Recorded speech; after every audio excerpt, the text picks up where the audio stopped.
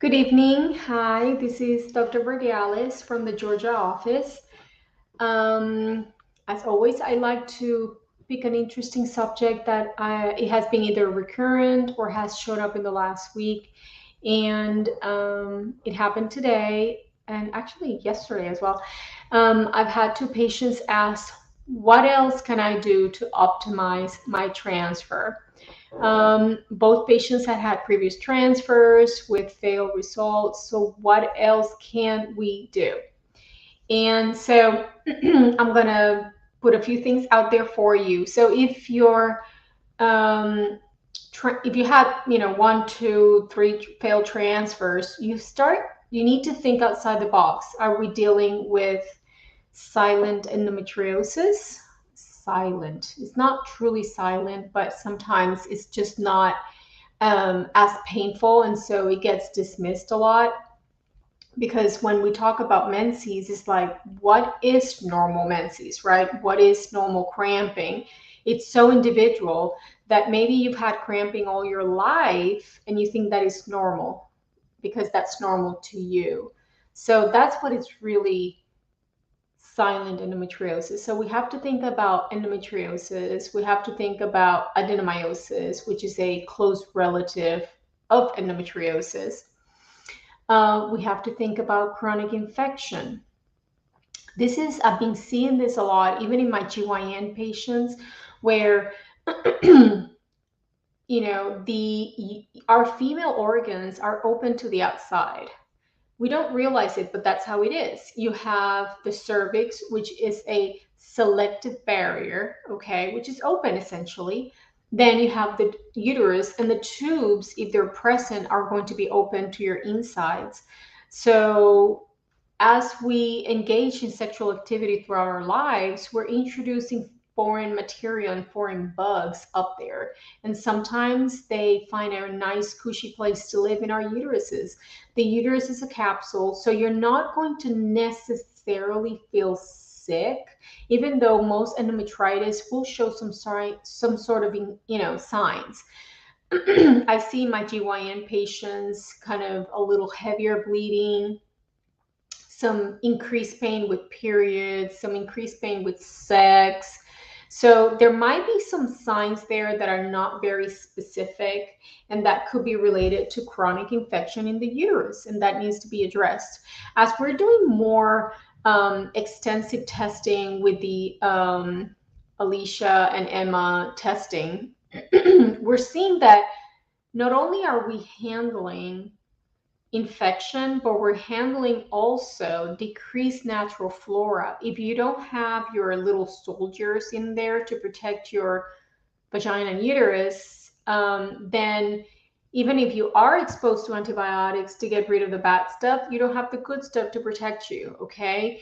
Throughout our bodies, we have bacteria that help us, okay? We have a symbiotic relationship. And that's very important. They talk about the gut microbe, the microbiome. All right, so the gut probiotics and the importance in terms of general health, mental health, immune health. So it's a lot more complex than we thought at the beginning. So we need to check on those things. Of course, everybody talks about the ERA and the endometrial receptivity assay, even though honestly, in my experience, that's a very, very small group. Most women will be in sync with their embryos. All right. So what else can we do? So we talk about the ACG wash, Neupogen wash, PRP wash, acupuncture, fertility massage, intralipids. How about meditation? All right. There's a lot of programs where you focus all of your energy in your womb, you talk to your uterus, all of that, all of those things help. And even if they help 1, 2 degrees, right? There's a saying that 1 degree of change here, it's going to just keep growing, and it could be that little extra push in your favor. So I'm a fervent believer of integrative health. I believe that that's where the magic happens, is when you do the mind, body, soul, and then you use all of these tools to make the magic happen. So that was the conversation I had with my patient.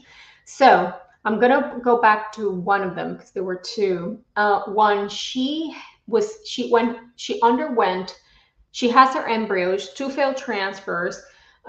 We had to do a second extensive myomectomy because of just her fibroids just kept popping. On her last fibroid removal, we took out 14 fibroids.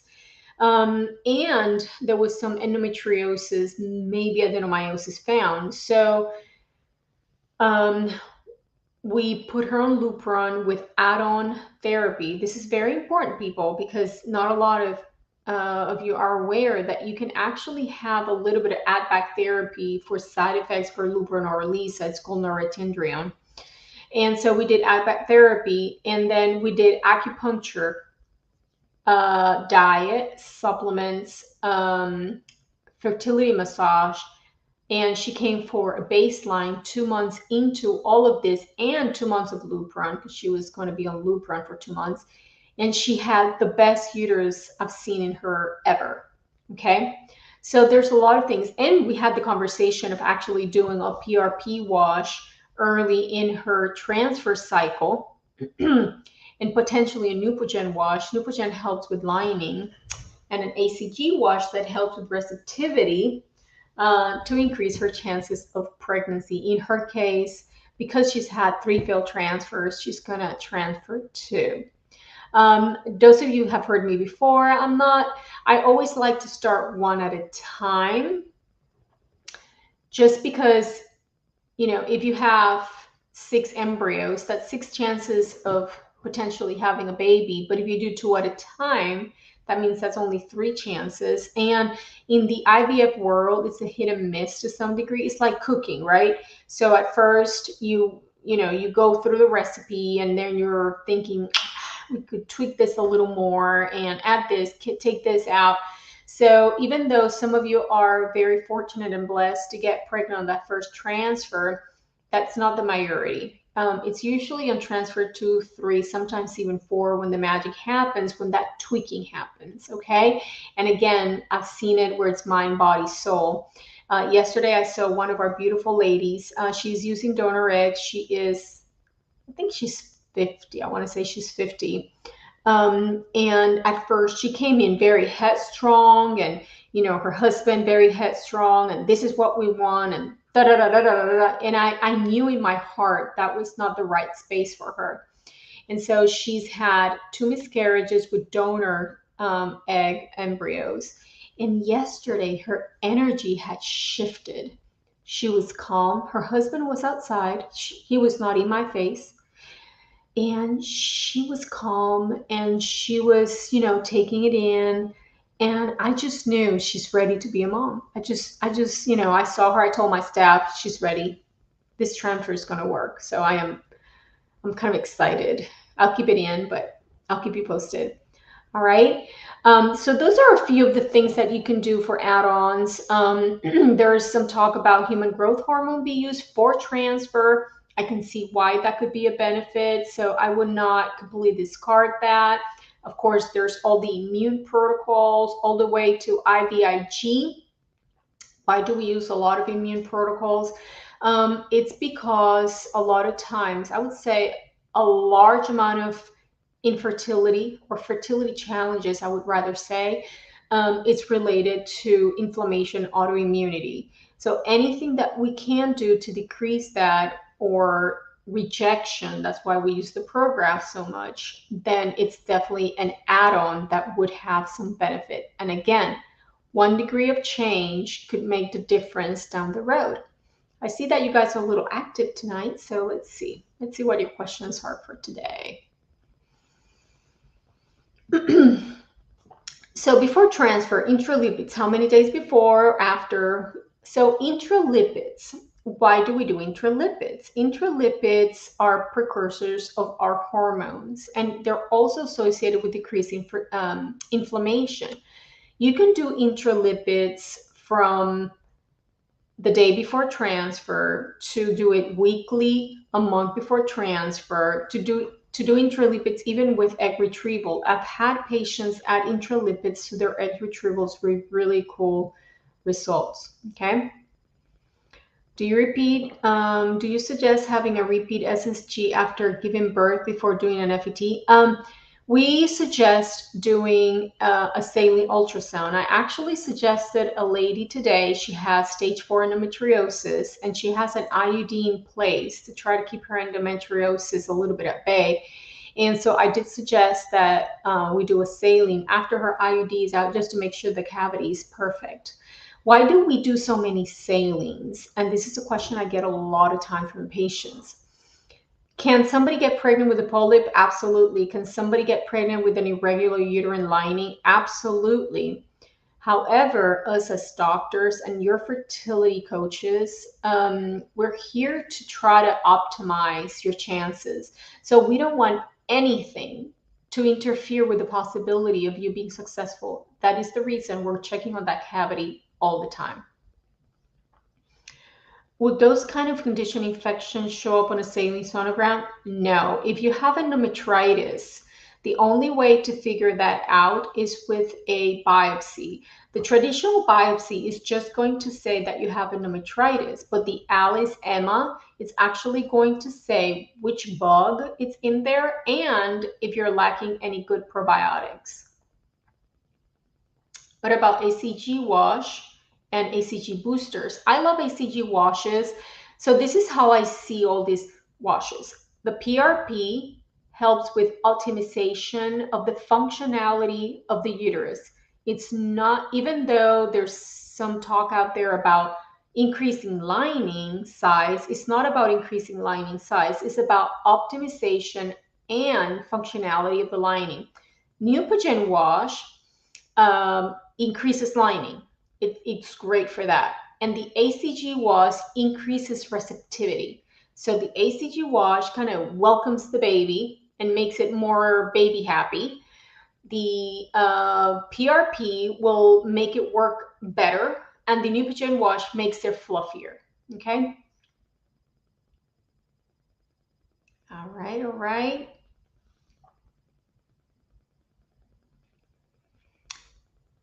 Yes. So, Miss Letitia. So, yes, I like to do personally. I like to do my washes not all at the same time. I know that in some of the other clinics, they just put everything in the same place all at once. I like to let each product medication work. So I like to do my PRP wash early on. All right. Meaning sometimes if it's one of my local patients, I'll do it during the estrogen or the beginning phase. If it's a later patient and you can't, then I would try to do it as soon as you possibly can. So it could be PRP wash 48 hours before, and then the ACG wash 24 hours before. That's how I like to do it. If you had 2 back-to-back miscarriage through IVF, if there's anything extra that can be done to maintain pregnancy, whether you have a failed transfer or miscarriage, you still have to go through the workup. Are we dealing with adenomyosis, endometriosis, chronic infection? What else can we do to support that uterus? Even though each case is different, you still need to try to figure out what else can we do, and are we missing something? I've had patients with recurrent miscarriages with IVF go through the triple microbial, support that uterus, and finally get, the rainbow baby.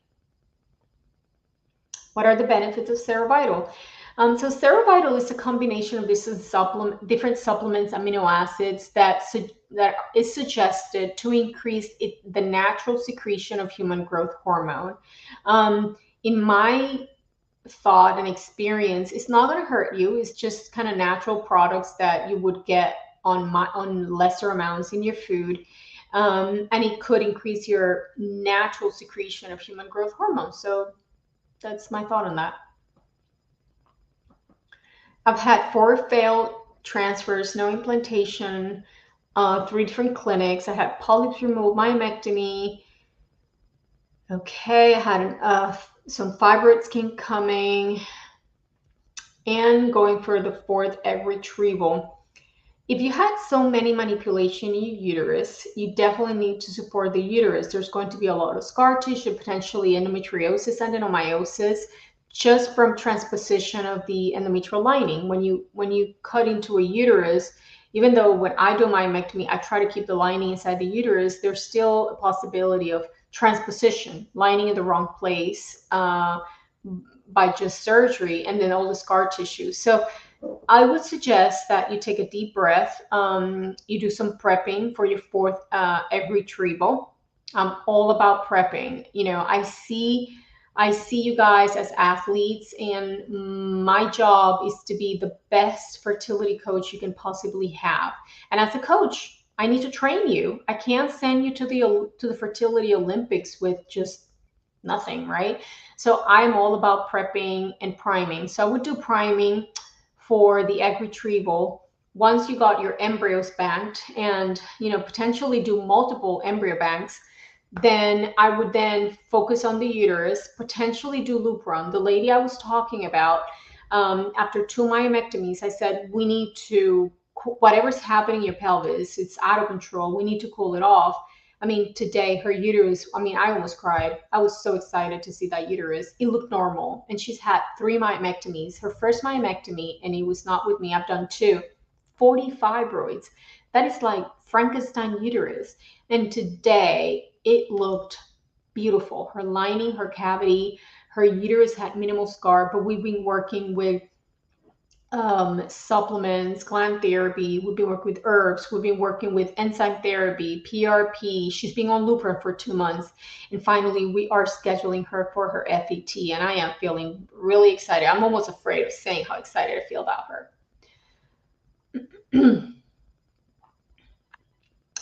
All right.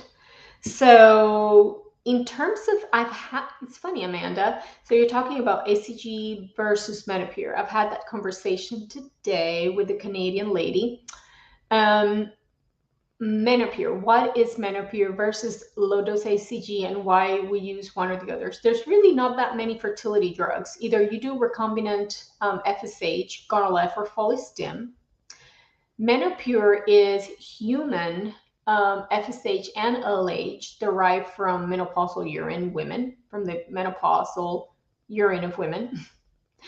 And then ACG can be used, that is recombinant, made in the lab, because it's very similar to the LH component in the Menopur. All right. Most women will do fine with the low dose ACG, and it's significantly lower. Some women, especially older women, sometimes do better on the Menopur, but Menopur does have FSH in it, and that has to be taken into consideration when the final protocol is put together.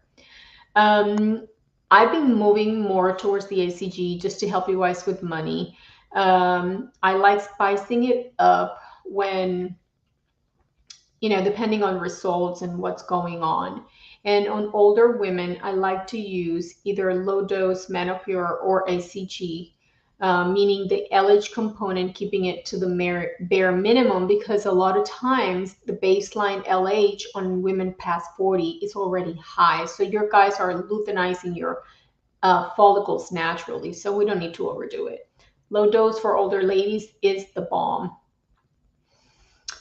I have stage 4 endo. How long should we do? Or Lisa just had a lap endo and tube removed. All right, Celeste. So if you already had your egg retrieval, I would do that first. Okay, you want to get your embryo banking in first. My experience is that if you can commit to Lupron, works better, or Lisa at least 2 months. 2 months, it seems to be kind of the minimum magic number, especially for stage 3, 4 endo, to do a successful transfer. All right, Samantha. So you were able to get pregnant and you had a miscarriage. I know that's not exactly the outcome you wanted, and I'm terribly sorry. However, you should see it as your body is practicing. It never got pregnant, and it got pregnant. So it got a taste of it. It warmed up. So I can almost promise this is not going to happen again. Intralipids and ACG wash, absolutely put it in. again, you know, I'm such a believer in supplements. I use them, give it to my loved ones, and sharing is caring. So I believe that you should support the natural biology of the body so the body works better. So you're always welcome to message me through Messenger, and I could give you a few more tips. Newbies, I love newbies. So Emily, you started your first IVF tonight. What's new? What's tips for newbies? The first IVF cycle is going to be you're going to be a little lost, especially if you're not at your local clinic. I know that being a travel patient makes it a lot harder in the process. Just if you're a newbie, I would try to get to know your nurses, and the worst question is the one that's not asked. I'm struggling to find an ECG and an saline ultrasound. Did you do them in Atlanta? Yes, you can just call and schedule.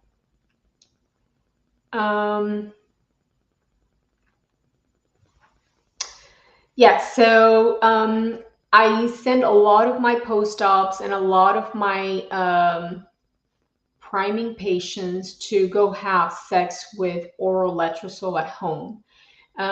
So that's what I do. And then just keep prepping and preparing the body to do the best it can. Your body was designed to heal itself. It wants to be in optimal health, but it does need some tools and some raw material. Just give it to it, okay? 38, should I do low dose? I think low dose is really good for almost anybody. Honestly, there's really very little need to go crazy high with those doses. I believe everybody should do some sort of priming and get their body ready. You're an athlete, you're a fertility athlete. So you're going to the fertility Olympics. So what else?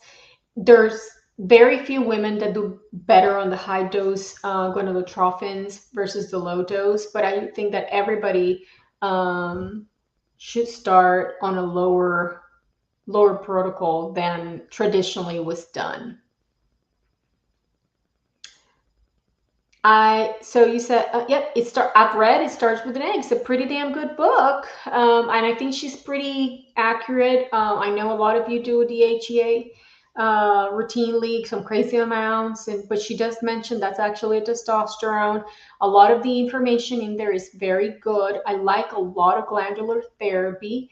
I have a wellness center, so you can definitely call and I can point you in the right direction because I like to do specific protocols depending on your needs. And the number is 770-266-0933. Or you can message me through Messenger, and I'll try to make sure that somebody calls you within 24 to 48 hours, okay? Yes. So the Women's Complete from Nutritional Frontier, it's actually a joint effort between Nutritional Frontier and myself. I wanted to make sure it has everything the best prenatal will have, and that it has a food-based buffer. And why is that? Because in nature, vitamin C comes out of a fruit or an animal. So you have to have all the cofactors to balance that ascorbic acid. Otherwise, it might be doing more damage than good. So I believe in food-based supplements because that's how nature intended you to get the nutrients. Okay. All right.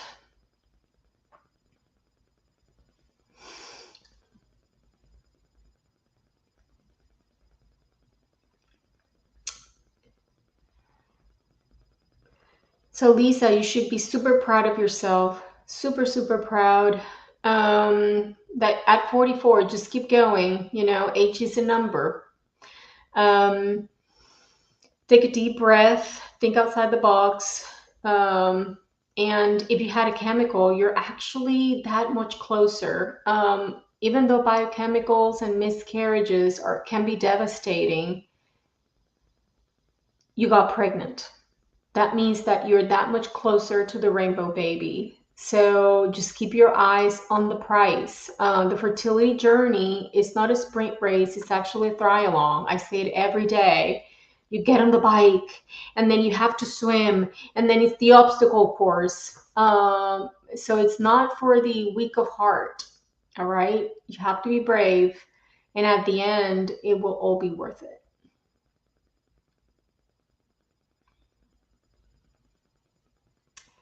So for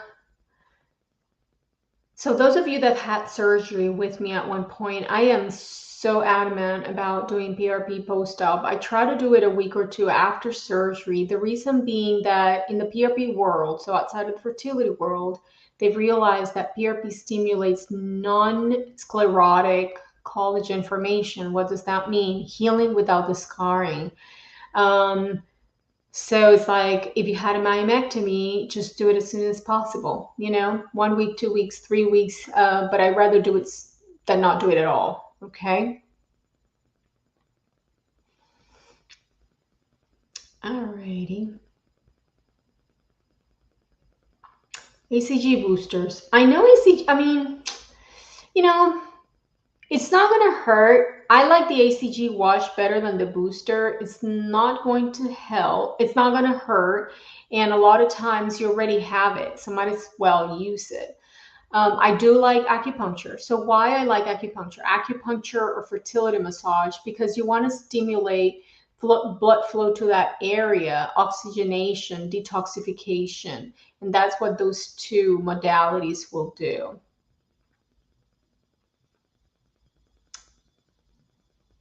All right. So I'm 47. Should I even bother with my own eggs? I'm getting 1 to 2 eggs each retrieval with this baseline. Alrighty, so I've had this conversation today with somebody in your age group, Melissa. 40s is the new 30s.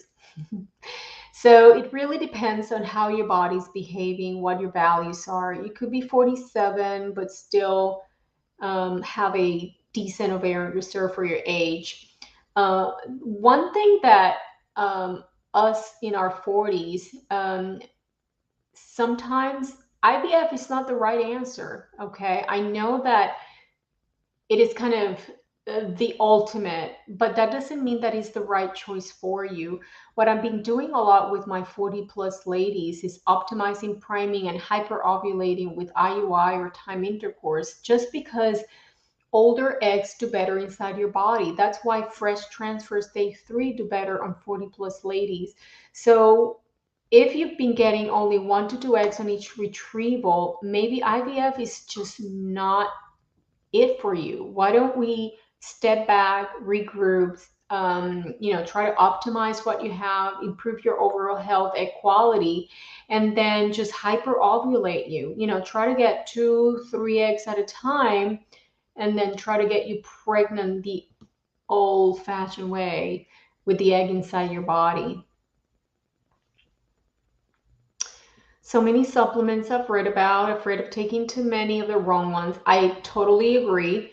So I went into the supplement world because my second husband was dying of cancer, and I took it upon my hands to make sure that he took the best supplement possible. And I realized that in the supplement world, there's a lot of liars, people that say that the supplements have what they supposedly have, but they don't.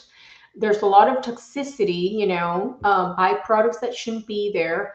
And in the past, like for example, fish oil. Why do you burn fish oil? You shouldn't actually. It's because it's rancid and it's full of chemical solvents as they're trying to pull the omega out. So a little test that you guys can do is the styrofoam test. You open the omega you're taking and pour it on raw styrofoam. If it eats up the styrofoam, I don't have to explain to you that that's not good for you. I used to when my kids were younger, they used to chew the omega pills that I brought home because that they were that soft. All right. So I agree with you, Sandy. I have the brands that I trust and I give my family and friends, and that's what I share with my patients. Of course, I cannot research all of them, but some basic stuff. You want your supplements to be food based in its majority or have a food buffer. You want supplements to have some sort of quality control. You want your supplements to be closer to nature as possible. So a lot of supplements will tell you they're food supplements, they're food concentrates, there's food derivatives, organic, clean. The more amount of different certificates in terms of quality control, the better.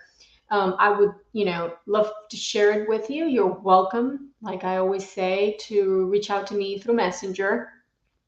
And if I don't answer immediately, I'll answer within 24 to 48 hours or get somebody to answer.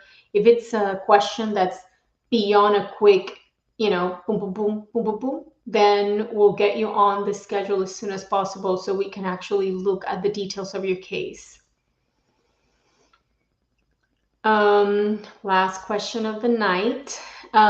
First fresh transfer failed. Starting acupuncture before FET. Do you recommend acupuncture for a certain amount of time? Well, something is better than nothing at all. Most acupuncture research is around the actual transfer, meaning 24 to 48 hours, kind of both ways, 24, 24. I believe, again, I'm a fervent believer of prepping. If you can afford to do it a few weeks before, then you're prepping that organ, the uterus, to receive the embryo. But something is better than nothing. Also, you can do fertility massage. If you can find a practitioner that will do it for you, that would be best. But there's a lot of videos where you can try to do it yourself with castor oil, hot packs, etc. And clean eating and just general basic habits is the best. All right, guys. Well, thank you so much for joining me tonight. Again, if you have a particular question you want to reach out to me, feel free. I am in the Atlanta office, 770-266-3930. And I will talk to you in about 2 weeks. And next week will be in Spanish. All right. Be blessed and have a good rest of your week. Bye bye.